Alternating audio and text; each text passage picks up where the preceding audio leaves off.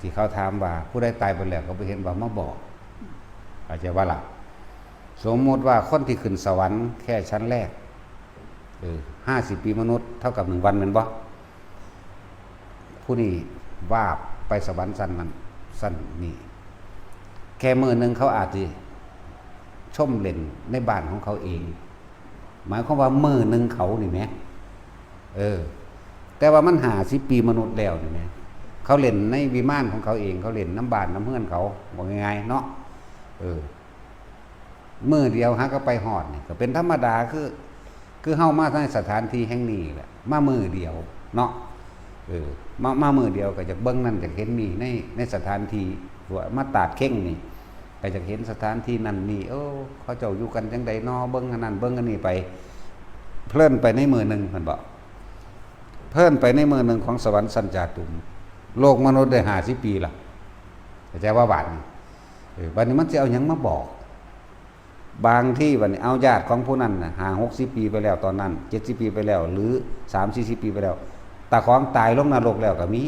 คือว่าเขาสิหวนคิดพอเนาะครั้งสั้นแล้วอันญาติในโลกมนุษย์นี่ตกนรกไปแล้วก็มีเป็นเปรตไปแล้วก็มีไปเกิดเป็นเดรัจฉานแล้วก็มีเอาหยังไปคุยกันเอาหยังไปบอกกันไปบ่ได้จักบ่ล่ะ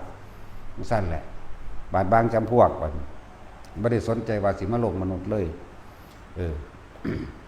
เพลิดเพลินอยู่กับของทิพย์จัก2 มื้อไป2 มื้อ100 ปีละได้บาทนี่เนาะเที่ยวในสวรรค์วิมานของตน100 ปีล่ะ2 มื้อนี่เอาแค่สั้นจาตุมเด้นี่เป็นสั้นดาวดึงเด้บาทนี่100 ปีมนุษย์เด้เท่ากับ1 วันเขาไปมือหนึ่งเขาเที่ยวเล่นอยู่ในสวรรค์ของเขาเองในสวนในหัวของเขาก็ว่าไปเนาะเสื้อมันจะไปคิดพ่อพวกนี้ลงนรกล่ะก็ทั้ง4แหละที่ว่าเป็นหยังเขาคือว่าผู้ขาดทำบุญหาพ่อหาแม่ได้บ่หาลุงได้บ่หาญาติได้บ่หาหลานได้บ่ทั้งสั้นแล้วมันเป็นเรื่องที่ตอบยากแล้วก็เฮาบ่แม่นว่าเฮาสิมั่วตอบเด้เฮาบ่มั่วตอบเด้อันใดพอตอบปึ๊บขึ้นมาเลยเฮาก็ตอบให้แต่เฮาตอบตรงๆมันก็เครียดตัวเนาะพอเจ้าตกนรกมันสิมันสูญขึ้นใส่เฮาวือแต่มึงบ่เชื่อกูมึงสิถามเฮ็ดหยังไปทั้งทันแล้วพอเป็นคนดีมันก็ดีสำหรับลูกนั่นแหละสิฮู้จักใจเขาอยู่บอกว่าเขาคิดแนวใดเขาทำกรรมอันใดไว้เนาะนั่นแหละผู้ไปนรกก็เหมือนกันเฮ็ดจังไดตกนรกลงไปในมือหนึ่งนั่นไหมแม่นบ่สั่นตกลงไปในมือหนึ่งสมมุติไปอยู่ในจัดโลกวันนรกมือหนึ่ง50 ปีมนุษย์เท่ากับ1 วันนรกเหมือนกันนี่ไหมแต่ว่าคนที่ตกนรกลงไปแล้วตายไปแล้วตกลงไปแล้วจังสำนึกได้เด้ว่าเจ้าของเคยทำบาปทำกรรมอะไรไว้มันบ่มีคนจดดอกเจ้าของนั่นแหละจดเอาเองจดจำไว้ในสัญญาอารมณ์ความรู้สึกเจ้าของจิตสุดท้ายก่อนที่สิตายนี่แต่ว่าก็เนื่องด้วยอารมณ์แห่งการสังสมเด้อการสังสมที่เคยทำบ่อยๆทำซ้ำๆซักๆแต่ก่อนก็เห็นยังไว้ซ้ำๆซักๆเคยลักไว้ซ้ำๆซักๆเคยฆ่าสัตว์ไว้ซ้ำๆซักๆเคยไปตัวคนไว้ซ้ำๆซักๆเห็นบ่เกิดความเคยชินในตัวนั้นนี่แหละว่าจิตสุดท้ายสมมุติว่าไปมีเรื่องบัดนี้ไปมีเรื่องโมโหกับผู้ใดผู้หนึ่งเกิดหัวใจวายตายในขณะนั้นมันไปนรกเลยได้นั่นน่ะคิดได้เด้ว่าแต่ของเคยเห็นนั่นเคยเห็นนี่ไว้ตอนอยู่นรกแล้วมันสายไปแล้วบาดนี่สิขึ้นมาบอกญาติเข้าใจบ่นี่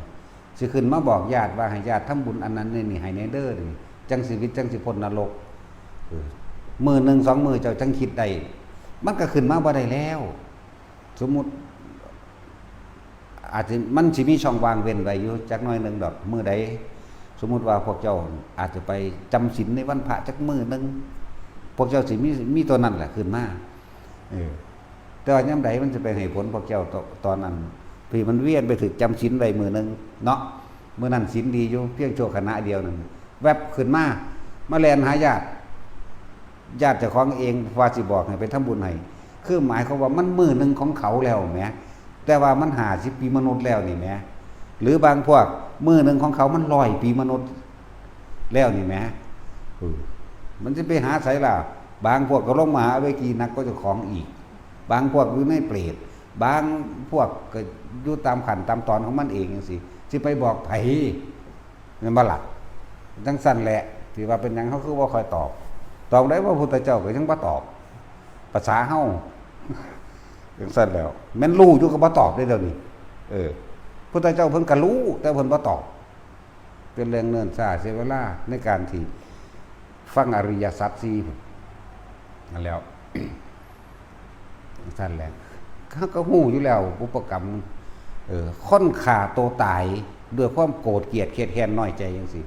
มันไปนรกอยู่แล้วไปทำบุญหาแนวใดมันก็บ่ได้ แม่นว่าซั่นคนผูกข้อตายมันก็ไปนรกอยู่แล้วมันเครียดมันจึงผูกข้อตายมันจึงยิงตัวตายแม่นบ่ล่ะคับแค้นใจหาทางออกบ่ได้ใส่หนี้บ่เบิดน้อยอกน้อยใจพ่อแม่น้อยใจหมู่พวกหรือน้อยใจผัวเมียจังซี่ฆ่าตัวตายประชดแม่นบ่ล่ะจังใดมันสิไปได้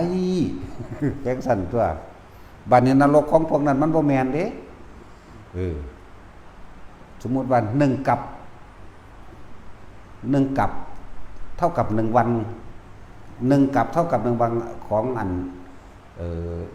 โลกิยานรกจังซี่แหม1 กับแหมคนอยู่ในนี่มันนับอายุบ่ได้แล้วเด้นี่จักบ่ล่ะจังซั่นแล้วสิไปเรียนหาไสสิไปคิดพ่อเท่าใดแนวจังซั่นนั่นแหละนี่เปรียบให้ฟังซื่อๆเด้อ